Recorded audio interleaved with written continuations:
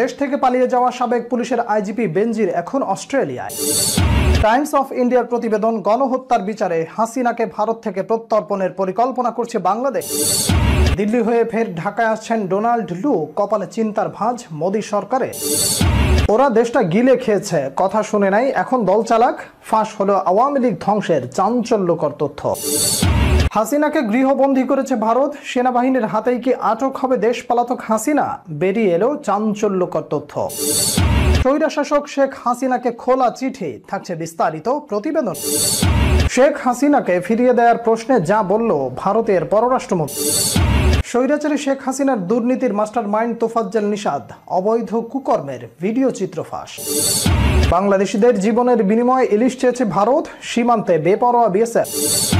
যেভাবে গোপন রাখা হয় শেখ হাসিনাকে বহনকারী ফ্লাইটের অবস্থান, জানা গেল চাঞ্চল্যকর সব তথ্য।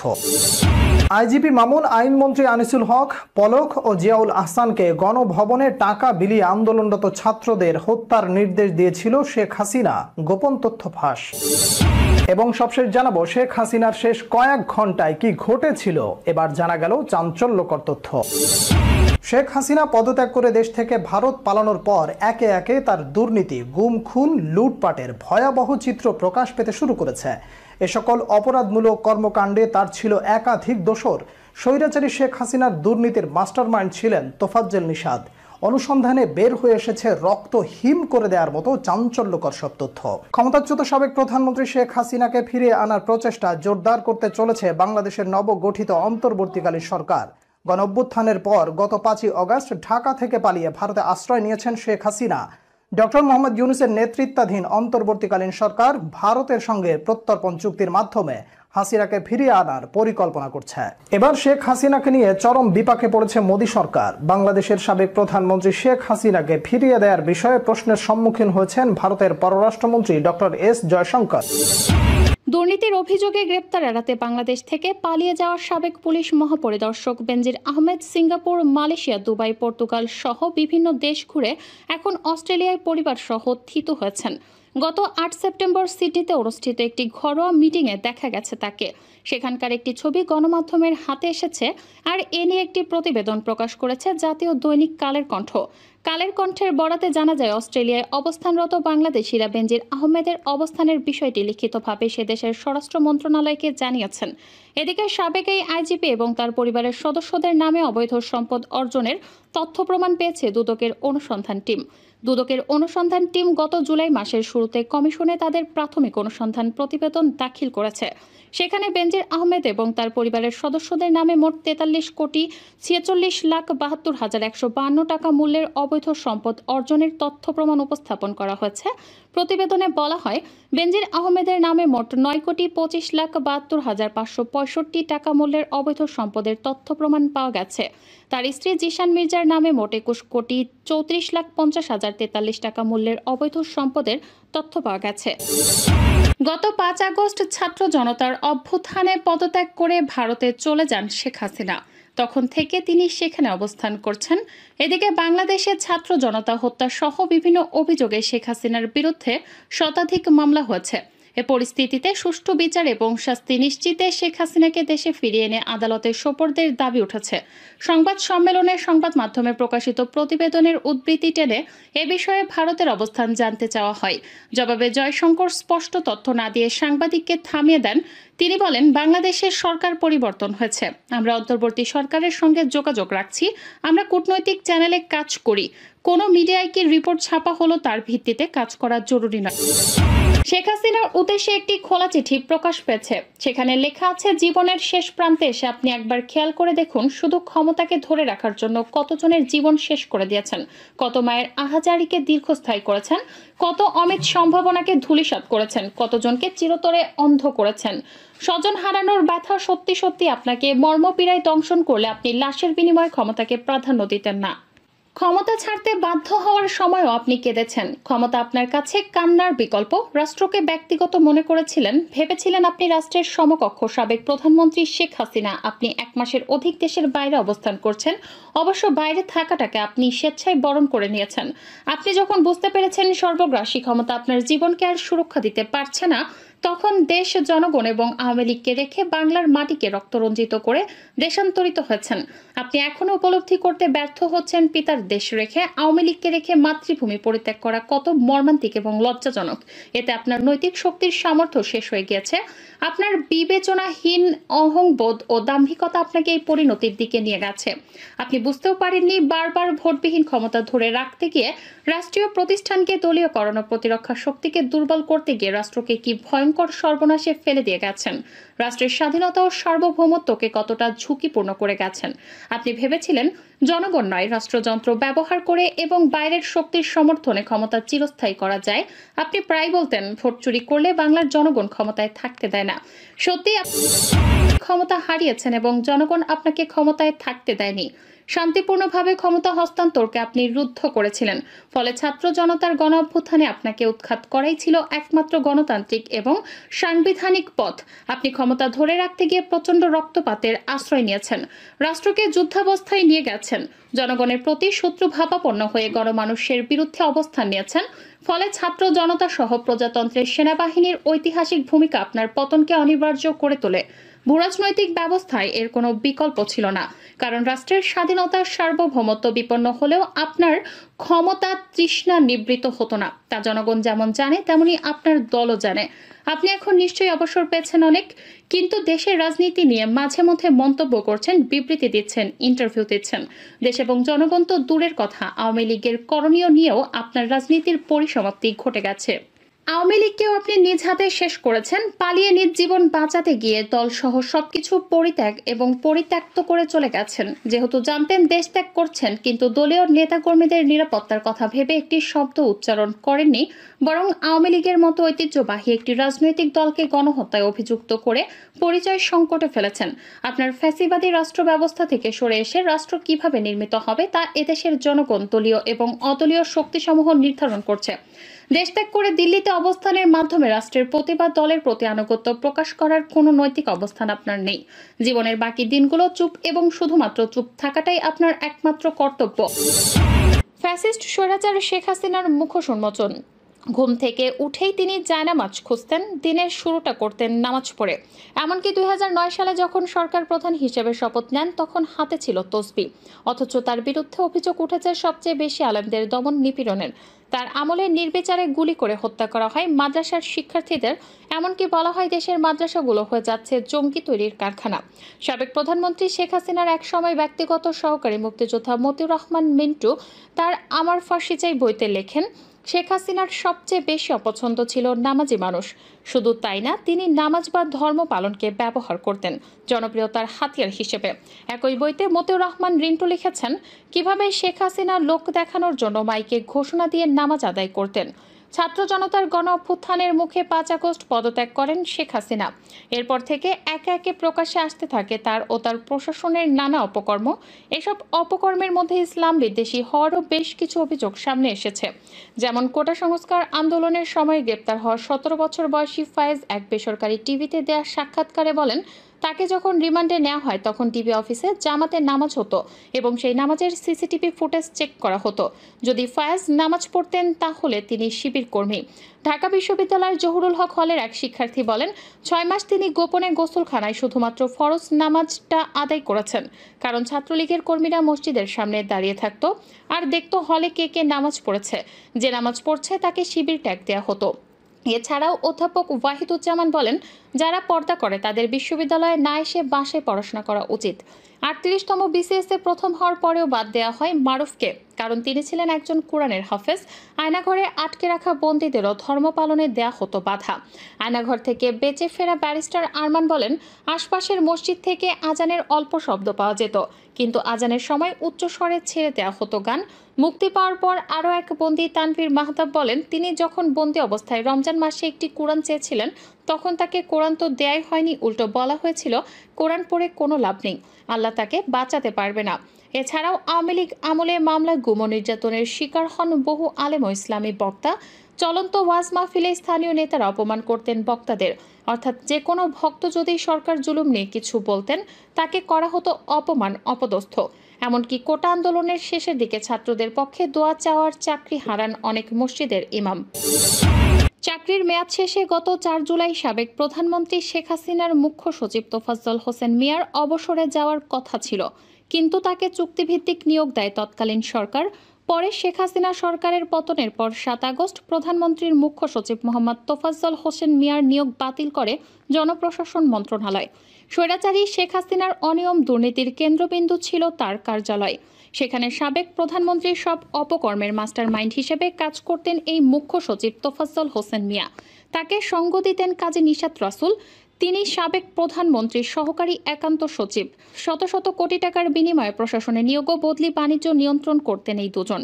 বিশ্বস্ত সূত্রে জানা যায়, তোফাজ্জল হোসেন মিয়া ও কাজী নিশাত রসুল জনগণের সেবক না হয়ে ওঠেন স্বৈরাচারী শেখ হাসিনার একান্ত অনুগত খাদেম। তার বিনিময়ে তারা পেয়েছেন একের পর এক পদোন্নতি। শেখ হাসিনার ডান হাত হয়ে অকল্পনীয় দুর্নীতি করেছেন তারা। চাটুকারিতার বদৌলতে প্রধানমন্ত্রীর মুখ্য সচিব ও একান্ত সচিবের পদ বাগিয়ে নেন। এখনও কাজ করছেন শেখ হাসিনার অবৈধ অর্থের অঘোষিত খাজাঞ্চি হিসেবে। সাবেক প্রধানমন্ত্রী শেখ হাসিনার অবৈধ নিয়োগ বাণিজ্যের মূল হোতা তোফাজ্জল হোসেন ও কাজী নিশাত। মূলত অবৈধ প্রশাসনিক সিন্ডিকেট পরিচালনা হতো তাদের মাধ্যমে। শুধু তাই নয়, বদলি বাণিজ্য থেকে শুরু করে প্রশাসনিক ক্যাডার পদে নিয়োগ, প্রশাসনের উচ্চ পদে শত কোটি টাকা ঘুষের মাধ্যমে বদলি, এই দুই মাস্টার মাইন্ডের হাত হয়ে সাবেক প্রধানমন্ত্রীর কাছে আসত। সেই ঘুষের হিসাব প্রধানমন্ত্রীর কাছে পৌঁছে দিতেন সিন্ডিকেটের এই দুই হোতা। বিশ্বস্ত সূত্রে জানা যায়, শেখ হাসিনা দেশ ছেড়ে পালানোর পর বিপুল পরিমাণ অবৈধ নগদ অর্থ দেশে রেখে যান, যা বহাল তবিয়তে ভোগ করছেন সাবেক মুখ্য সচিব তোফাজ্জল হোসেন মিয়া ও প্রধানমন্ত্রী কার্যালয়ের এপিএস কাজী নিশাত রসুল। সারা দেশের শক্ত প্রশাসনিক সিন্ডিকেট তৈরি করে সরকারের সকল সংস্থাকে নিয়ন্ত্রণ করত তারা। এপিএস কাজী নিশাত তার স্বামী শহীদুল ইসলামকে শেখ হাসিনার যোগজাসসে ঢাকা জেলা প্রশাসকের পদ পাইয়ে দেন বলে অভিযোগ রয়েছে। এছাড়া দুর্নীতি দমন কমিশনে তাদের সিন্ডিকেটের প্রশাসনিক ক্যাডার বিনিয়োগের মাধ্যমে অনেক দুর্নীতি ধামাচাপা দেওয়া হতো বলে সূত্রে জানা গেছে। বাংলাদেশে অন্তর্বর্তী সরকারের প্রধান উপদেষ্টা প্রফেসর ডক্টর মোহাম্মদ ইউনূসের সঙ্গে অর্থনীতি নিয়ে আলোচনার পরিকল্পনা করছে যুক্তরাষ্ট্র। এই সপ্তাহেই এই আলোচনা শুরু হতে যাচ্ছে বলে খবর দিয়েছে বার্তা সংস্থা রয়টার্স। উল্লেখ্য, জুলাই আগস্টে ছাত্র জনতার আন্দোলনের মুখে ক্ষমতা ছেড়ে পালিয়ে ভারতে চলে যান সাবেক প্রধানমন্ত্রী শেখ হাসিনা। তারপর একটি নির্বাচন অনুষ্ঠানের জন্য গঠিত অন্তর্বর্তী সরকারের দায়িত্বে এসেছেন বাংলাদেশের একমাত্র নোবেলজয়ী ডক্টর ইউনূস। রয়টার্স লিখেছে, ফাইন্যান্সিয়াল টাইমসকে যুক্তরাষ্ট্রের আন্তর্জাতিক অর্থায়ন বিষয়ক সহকারী অর্থমন্ত্রী ব্রেন্ট নেইম্যান বলেছেন, প্রয়োজনীয় সংস্কার বাস্তবায়ন করে বাংলাদেশ তার অর্থনৈতিক ঝুঁকিগুলোর সমাধান করতে পারবে বলে আশাবাদী যুক্তরাষ্ট্র। একই সঙ্গে বাংলাদেশ অব্যাহত প্রবৃদ্ধি এবং ক্রমবর্ধমান সমৃদ্ধির ভিত্তি গঠন করতে পারবে বলেও তিনি আশা প্রকাশ করেন। সদ্য বিদায়ী প্রধানমন্ত্রী শেখ হাসিনা পদত্যাগের আগে সজীব ওয়াজেদ জয়ের সাথে তার 10 মিনিট ফোনালাপ হয়, যা প্রকাশ পেয়েছে গণমাধ্যমে। আন্দোলন দমনের জন্য পুলিশের উচ্চ পর্যায়ের সবাইকে আরও কঠোর হওয়ার নির্দেশ দিয়েছিলেন শেখ হাসিনা। তার যে পদত্যাগ করতে হবে এমন কথাও ভাবেননি স্বয়ং শেখ হাসিনাও। তবে 5 আগস্ট সকাল থেকেই পরিস্থিতি পাল্টে যায় নিমিষেই। জানা গেছে, গোয়েন্দা রিপোর্টার কর্মকর্তাদের কথাই কোনোভাবে পদত্যাগে রাজি হচ্ছিলেন না শেখ হাসিনা। এমনকি তার বোন শেখ রেহানাও তাকে পদত্যাগ করতে রাজি করাতে পারেননি। তবে শেখ হাসিনার ছেলে সজীব ওয়াজেদ জয়ের সাথে ফোনে কথা বলার পরপরই পদত্যাগে রাজি হয়েছিলেন তিনি। সীমান্তবর্তী এলাকা অস্ত্র সরবরাহের প্রমাণ। এই গ্রেপ্তারকে কেন্দ্র করে জাতীয় রাজনীতিতে ব্যাপক আলোড়ন সৃষ্টি হয়েছে। 2. সমন্বয়ক নাহিদের বাড়িতে সেনাবাহিনীর ভয়াবহ অভিযানে উদ্ধার 98,000 কোটি টাকা।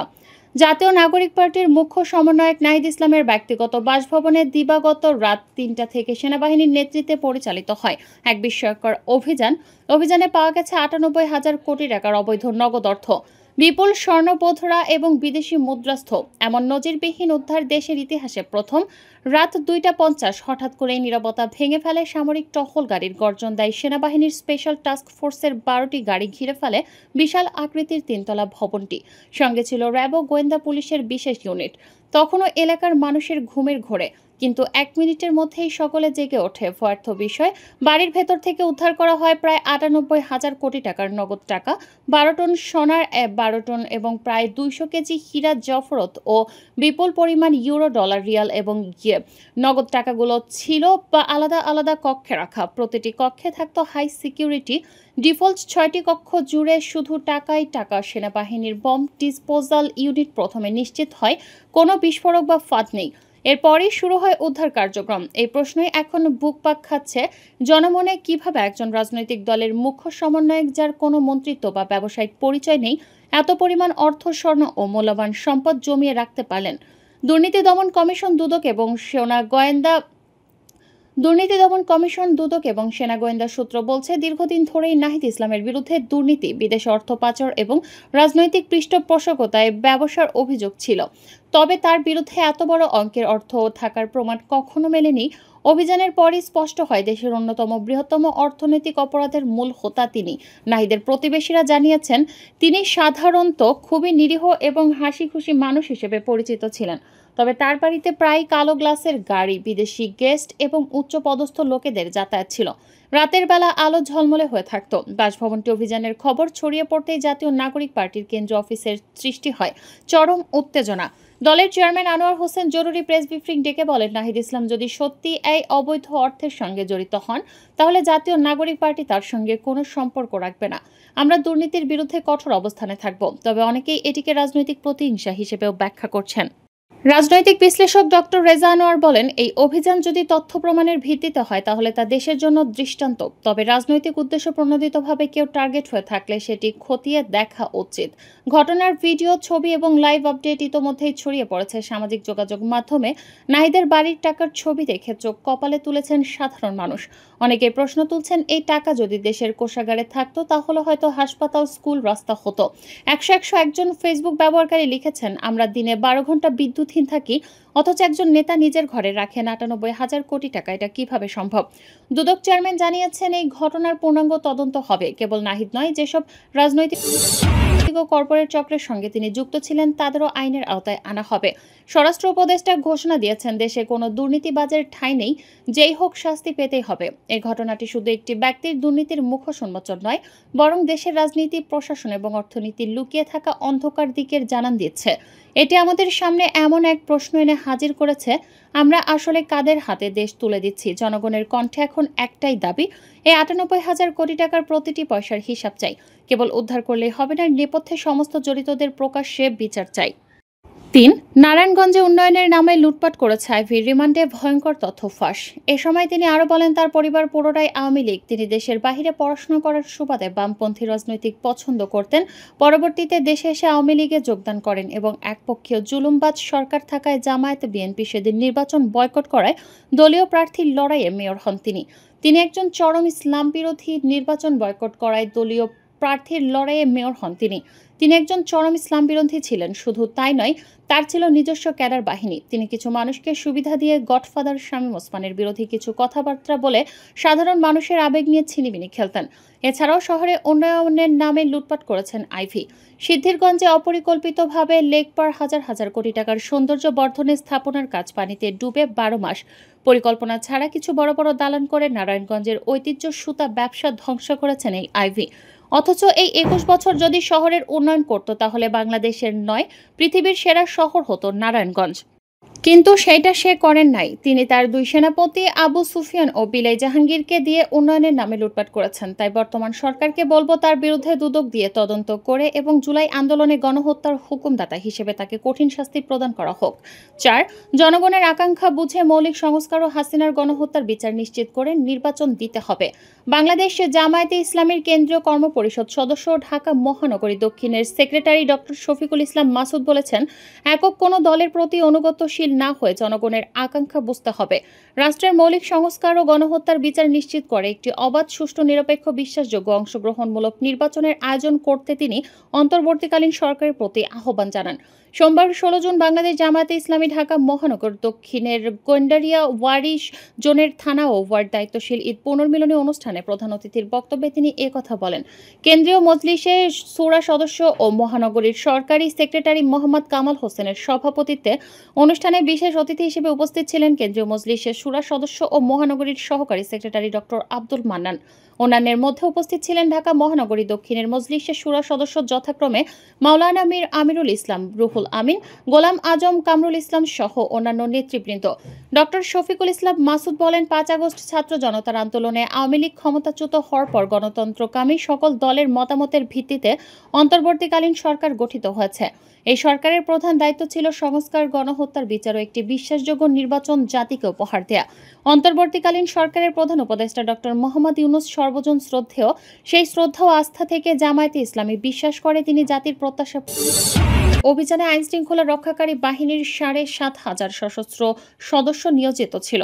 যৌথ অভিযানে 1.5 লক্ষাধিক গোলাবারুদ ব্যবহৃত হয়। শাপলা চত্বর গণহত্যায় নিহতের সঠিক সংখ্যা কত তার হিসাব এখনো অজানা। তবে নৃশংস নিষ্ঠুর ওই ঘটনার অনুসন্ধান করতে গিয়ে বিভিন্ন সূত্রে জানা গেছে শহীদের সংখ্যা 300 এর বেশি। এর মধ্যে পুলিশের গোপন রিপোর্টে এর সংখ্যা 191 জন বলে একাধিক সূত্রে বলা হয়েছে। শাপলা চত্বর গণহত্যা নিয়ে মানবাধিকার সংগঠন অধিকার 2013 সালের 10 জন প্রথম অনুসন্ধানমূলক রিপোর্ট প্রকাশ করে।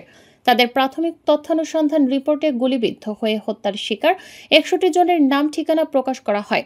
আর আঞ্জুমানে মুফিদুল ইসলামের বেওয়ারিশ লাশ দাফনের রেকর্ড থেকে জানা যায় 2013 সালের মে মাসে অস্বাভাবিক 367টি বেওয়ারিশ লাশ দাফন করা হয়, যা প্রতি মাসে গড় বেওয়ারিশ লাশ দাফনের 4 গুণ বেশি ছিল। অনুসন্ধানে আরও জানা গেছে, শাপলা চত্বর গণহত্যার পর 6 মে ভোরের আলো ফোটার আগেই ফজরের আজানের সময় লাশগুলো গুম করে ফেলা হয়। লাশ গুমের নেতৃত্ব দেন র্যাব কর্মকর্তা লেফটেন্যান্ট কর্নেল জিয়াউল আহসান। তিনি ঘটনাস্থলে দাঁড়িয়ে থেকে অ্যাম্বুলেন্স ও সিটি কর্পোরেশনের গাড়িতে করে লাশ সরান। কর্মরত বেসরকারি একটি টিভি চ্যানেলের একজন ক্যামেরাম্যান তখনই বর্ণনা করেন, তিনি নিজের চোখে 5 ট্রাক লাশ সরাতে দেখেছেন।